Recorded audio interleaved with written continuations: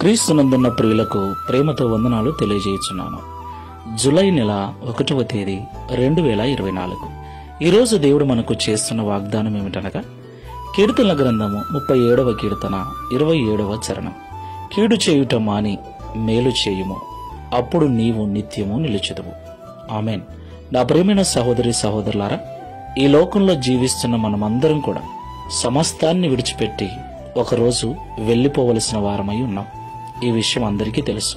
ఎక్కడికి వెళతాం?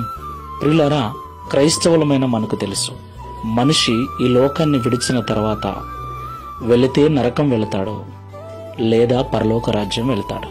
అయితే పరలోకంలో జీవించే జీవితానికి, నరకంలో జీవించే జీవితానికి చాలా వ్యత్యాసం ఉంటుంది.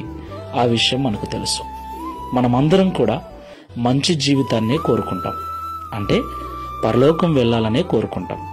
పరలోకంలో వెళ్ళిన వారి జీవితం ప్రశాంతంగా ఉంటుంది, నెమ్మదిగా ఉంటుంది.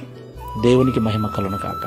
అదే నరకానికి వెళ్ళిన వారి జీవితం ఎంత భయంకరంగా ఉంటుందో చెప్పవలసిన పని లేదు. అయితే మనము పరలోక రాజ్యంలో ఉండాలంటే ఈ లోకంలో మేలు చేసేవారుగా ఉండాలి. తీర్మానం చేసుకుని ప్రార్థన చేసుకుందాం. సర్వోన్నతుడా, సర్వశక్తిమంతుడా, మీకు స్తోత్రాలు.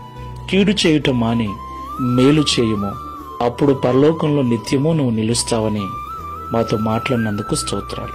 మాకందరికీ ఆశయ పరలోకం చేరాలని. అయితే పరలోకం చేరాలంటే ఎలా ఉండాలో తెలియక ఏదో మాకు తెలిసినట్లుగా జీవించేస్తూ ఉన్నాం. మా స్వార్థం కొరకు ఇతరులను నష్టానికి, కష్టానికి గురి చేస్తూ ఉన్నాం. క్రియలతోనూ మాటలతోనూ బాధిస్తూ ఉన్నాం. అయితే క్రైస్తవుడు ఎప్పుడు కూడా ఇంకొకరికి ఇబ్బందికరంగా, ఇంకొకరికి కీడుకరంగా మాట్లాడటం కానీ, జీవించటం కానీ ఉండకూడదని ఈరోజు మాతో మాట్లాడాం. అప్పుడే ఈ లోకాన్ని విడిచిన తర్వాత పరలోకంలో నిత్య సుఖాన్ని అనుభవిస్తామని మాట్లాడాం.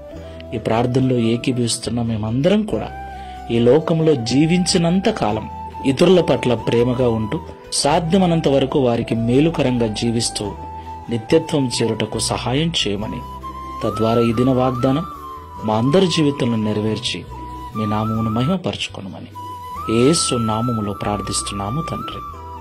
Amen. Praise the Lord. God bless you.